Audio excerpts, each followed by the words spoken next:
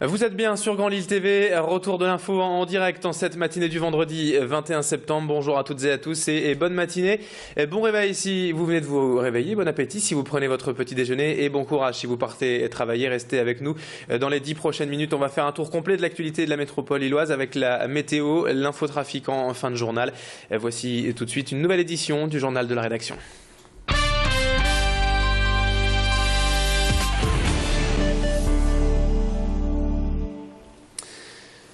Et pour démarrer ce journal, on revient tout d'abord sur les manifestations des habitants de Sizouin hier, après une première mobilisation dans la matinée à l'Île-Grand-Palais et à l'occasion des congrès du maire du Nord. Les Sizoniens ont remis le couvert en soirée sur ces images dans leur ville avec des barrages filtrants.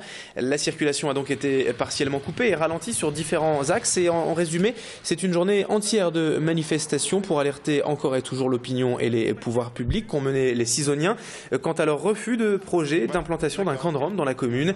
Un projet en tout cas que les Sizoniens donc jugent inadapté pour leur commune sur un terrain selon eux insalubre, sans accès d'eau et d'électricité. Écoutez les explications du maire de Sizouin, Benjamin Dumortier, hier sur place au micro de Tanguy Lécluse. La politique du gouvernement en la matière n'est pas claire aujourd'hui. Enfin, il y a eu un déplacement de Manuel Valls en Roumanie qui voulait rappeler les obligations de l'Europe en la matière, mais également une volonté affirmée de faire respecter la loi de la République, des reconduites aux frontières quand c'est nécessaire, mais voilà. Ok, je pense que ça va permettre d'éviter l'appel d'air en France. Mais pour autant, il faut régler le problème des gens qui sont sur place. Et là, les réponses, elles sont très floues et je pense que recréer des camps ailleurs ne va pas du tout résoudre le problème de la misère de ces gens au quotidien. Et les habitants de Sizouin qui pourraient d'ailleurs obtenir gain de cause très rapidement dans ce dossier, puisque la préfecture a annoncé hier soir que ce projet de camp dans la commune de Sizouin semblait inadapté selon ses termes.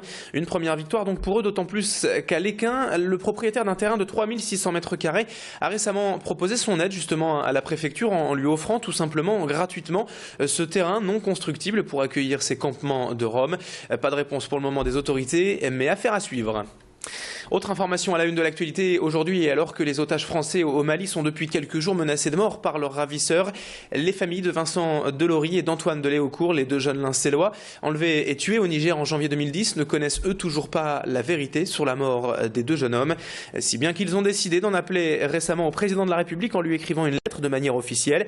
Annabelle Delory, la sœur de Vincent, a ainsi profité de l'hommage national aux victimes du terrorisme mercredi à Paris pour remettre cette lettre en main propre à François Hollande.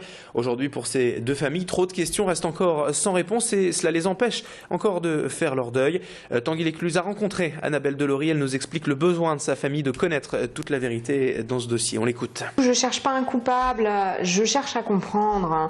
Je veux comprendre pourquoi ça s'est passé comme ça, qu'on m'explique les circonstances de la mort de mon frère, pourquoi on l'a laissé brûler pendant 20 minutes, pourquoi il y avait des militaires pas loin de son véhicule et on me dit qu'on ne sait pas pourquoi la voiture a explosé. On ne m'explique pas pourquoi il n'y a personne qui a pu aller le chercher. Je veux juste comprendre et qu'on reconnaisse à Vincent le rôle qu'il a malgré lui joué dans la lutte contre le terrorisme.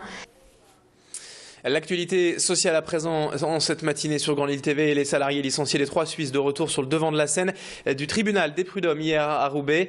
Plusieurs dizaines d'entre elles s'étaient réunies devant le tribunal pour affirmer leur détermination à poursuivre la procédure pour licenciement abusif. Avec l'arrivée du e-commerce depuis plusieurs années, l'entreprise de Croix réalise désormais 70% de son chiffre d'affaires sur Internet et a donc décidé il y a quelques mois de fermer les 35 espaces 3 Suisses. Des magasins conseils pour les clients avant de passer commande. Et du coup, 149 personnes ont été licenciées récemment, et ce malgré les bénéfices réalisés par le groupe Auto auquel appartiennent les 3 Suisses, même si la société croisienne de vente à distance perd elle tout de même près de 40 millions d'euros par an. Depuis ces licenciements, 75 ex-salariés auraient été reclassés selon la direction, mais cela ne suffit pas pour les syndicats. Explication complémentaire avec la direction des 3 Suisses au micro de Macha Grenessen. À la suite de la fermeture des 35 espaces, on a mis en place un plan d'accompagnement personnalisé pour les 149 collaborateurs et collaboratrices qui étaient concernés par la fermeture des espaces. Aujourd'hui, nous avons 75% de ces collaborateurs qui ont trouvé une solution identifiée et qui sont maintenant sur une solution qui leur correspond.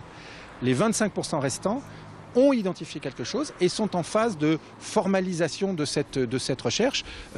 Les solutions identifiées, ça passe par des reclassements au sein du groupe, c'est des contrats à durée indéterminée, c'est des formations diplômantes. Allons, on termine ce journal à 7h35 avec ces images des halles de Oisem et la visite hier sur place de Martine Filleul, la vice-présidente du Conseil général du Nord en charge de l'aménagement du territoire, du développement économique et rural, a rendu visite aux agriculteurs bio de la région dans les halles. L'une des priorités du département est en effet le soutien des filières biologiques et des circuits courts du producteur au consommateur. Et en association avec Gabnor et Vertige, le Conseil général a par exemple mis en place le Biocaba accessible, réservé aux personnes en difficulté sociale pour leur permettre de profiter de fruits et légumes sains et à bon prix. L'autre axe majeur de développement est donc le soutien des filières bio dans la région, car si le Nord-Pas-de-Calais est la 3e région agricole de France, elle est en revanche avant-dernière en ce qui concerne la surface consacrée au bio, avec à peine 0,74% des terres cultivées biologiquement. On écoute ainsi cet agriculteur aux halles de Oisem hier au micro de Mathilde Lacroix. On est dans une région agricole riche, où les terres sont chères, où sont demandées, parce qu'on peut faire de la betterave, on peut tout produire dans le Nord-Pas-de-Calais quasiment, de la betterave, de la pomme de terre, du maïs.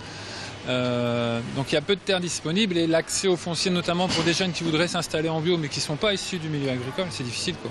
C'est très difficile. Et d'où l'intérêt aussi dans mon système de valoriser des espaces naturels sensibles, d'utiliser ces espaces qui pourraient être perdus. On veut éviter les aberrations du conventionnel, parce que c'est des aberrations. Les porcs d'ici qui vont se faire tuer à Marseille pour remonter à Paris, enfin, faut arrêter tout ça, quoi. Moi, je produis local, je tue local, c'est découper local et c'est consommer local, quoi. Et c'est la fin de ce journal. Dans un instant, à suivre la météo et l'infotrafic sur Grand Lille TV.